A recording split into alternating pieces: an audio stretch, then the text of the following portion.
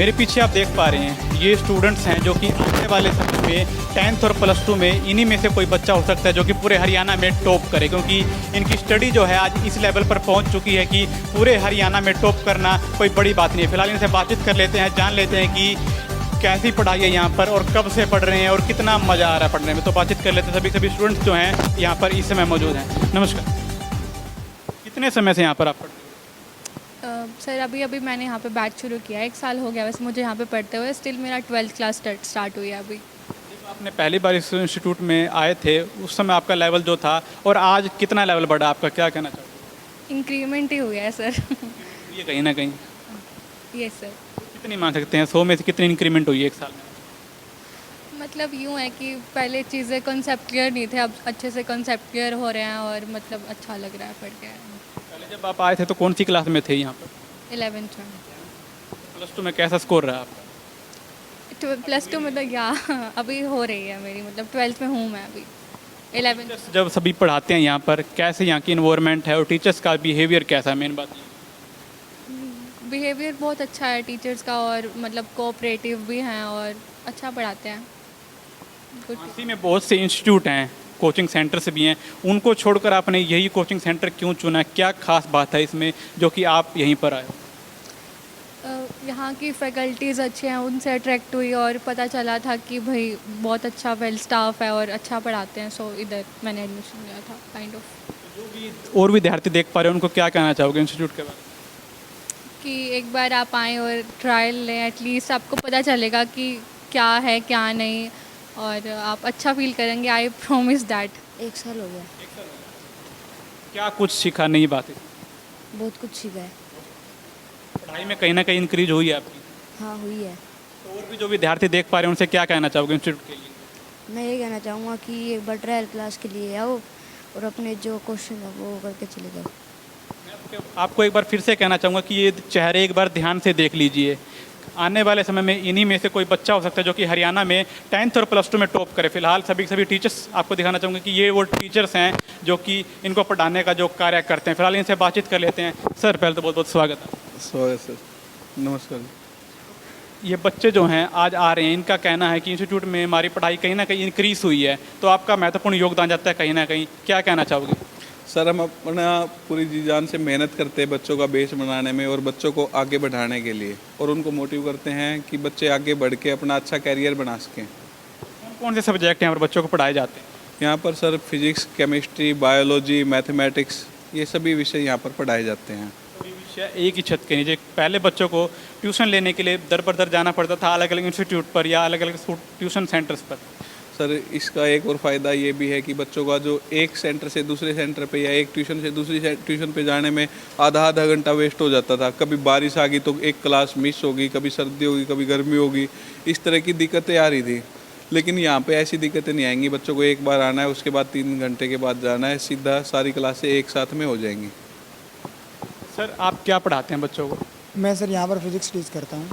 हाँ जी सर। बच्चों का कैसा रिस्पॉन्स होता है जब यहाँ पर आते हैं और उसके बाद कुछ समय बाद? सर बच्चे काफ़ी कोऑपरेटिव हैं और हम कुछ ऐसे पढ़ाते हैं बच्चों को ताकि बच्चा कुछ नई चीज़ों को सीखे, और बच्चे को डेली लाइफ से रिलेट करके हम चीज़ों को समझाते हैं। जैसे अगर मैं फ़िज़िक्स की बात करूँ तो फिज़िक्स एक ऐसा सब्जेक्ट है जिसको हम इंटरेस्टिंग वे में समझ सकते हैं। आप ये भी कह सकते हो कि एक कंसेप्चुअल सब्जेक्ट है। अगर कंसेप्ट आपको फिज़िक्स के अंदर समझ में आ जाते हैं तो फिज़िक्स इतना टफ सब्जेक्ट नहीं है, ठीक है। और ऐसा हम ये भी बोल सकते हैं कि फ़िज़िक्स इतनी आसान है, अगर आप उसको प्रैक्टिकल लाइफ से रिलेट करोगे तो आप कोई भी एग्ज़ाम, कम्पिटिटिव एग्ज़ाम क्लियर कर सकते हो।